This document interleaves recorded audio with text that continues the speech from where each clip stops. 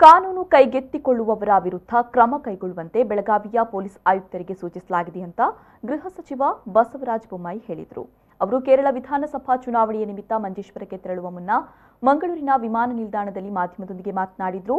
ಬೆಳಗಾವಿಯಲ್ಲಿ ಡಿಕೆಶಿ ಅವರ ವಿರುದ್ಧ ಪ್ರತಿಭಟನೆ ಸಂದರ್ಭ ನಡೆದ ವಿದ್ಯಮಾನ ಕುರಿತಂತೆ ಮಾಧ್ಯಮದವರ ಪ್ರಶ್ನೆಗೆ ಉತ್ತರಿಸಿದ್ದಾರೆ. ಡಿಕೆಶಿ ಅವರಿಗೆ ಚಪ್ಪಲಿ ಹಾರ ಎಸೆದಿಲ್ಲ, ಹಿಂದುಗಡೆಯಲ್ಲಿದ್ದ ವಾಹನಕ್ಕೆ ಎಸೆದಿರಬಹುದು. ಆದರೆ ಮುಂದಿನ ದಿನಗಳಲ್ಲಿ ಯಾವುದೇ ಸಣ್ಣ ಘಟನೆ ಕೂಡ ನಡೀಬಾರದು ಹಾಗೂ ಅಲ್ಲಿಗೆ ಬರುವವರಿಗೆ ಎಲ್ಲರಿಗೂ ಸೂಕ್ತ ಭದ್ರತೆಯನ್ನು ಒದಗಿಸಬೇಕು ಅಂತ ಈಗಾಗಲೇ ಪೊಲೀಸ್ ಆಯುಕ್ತರಿಗೆ ಸೂಚಿಸಲಾಗಿದೆ. ಎಸ್ಐಟಿಯಲ್ಲಿ ದಕ್ಷ ಅಧಿಕಾರಿಗಳಿದ್ದು ಒಳ್ಳೆಯ ಕೆಲಸ ಮಾಡ್ತಾರೆ. ಹಲವಾರು ಸಿಡಿ, ವಿಡಿಯೋ, ಆಡಿಯೋ ಬಂದಿದೆ. ಅದೆಲ್ಲವನ್ನ ವೈಜ್ಞಾನಿಕ ತನಿಖೆಗೆ ಒಳಪಡಿಸಲಾಗಿದೆ. ಸದ್ಯ ತನಿಖೆ ಹಂತದಲ್ಲಿ ಇರುವಾಗ ನಾನು ಏನೂ ಹೇಳಲು ಇಚ್ಛಿಸುವುದಿಲ್ಲ.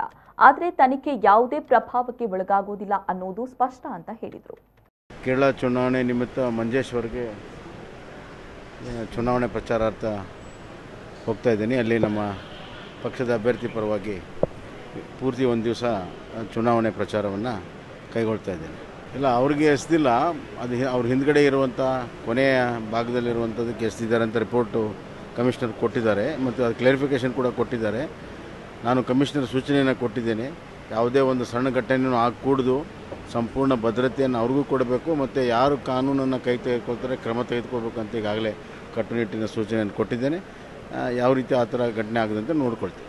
ಕಾಂಗ್ರೆಸ್ನವರು ಏನು ಹೇಳ್ತಾರೆ ಅಥವಾ ಇನ್ನೊಬ್ಬರು ಏನು ಹೇಳ್ತಾರೆ ಇಂಪಾರ್ಟೆಂಟ್ ಅಲ್ಲ, ಮತ್ತು ಕ್ರಮಬದ್ಧವಾಗಿ ತನಿಖೆ ಆಗಬೇಕಾಗತ್ತೆ. ಅದು ನಾವು ಮಾಡ್ತೀವಿ. ಯಾರೇನೇ ಹೇಳಿದರೂ ಕೂಡ ಅದು ನಮಗೆ ಸಂಬಂಧಪಟ್ಟಿದ್ದಲ್ಲ.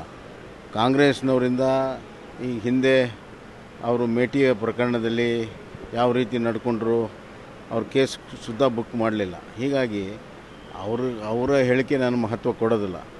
ನಮ್ಮ SIT ಭಾಳ ದಕ್ಷ ಅಧಿಕಾರಿಗಳಿದ್ದಾರೆ. ಕಾನೂನು ಪ್ರಕಾರ ಕ್ರಮಬದ್ಧವಾಗಿಯೇ ಕೆಲಸ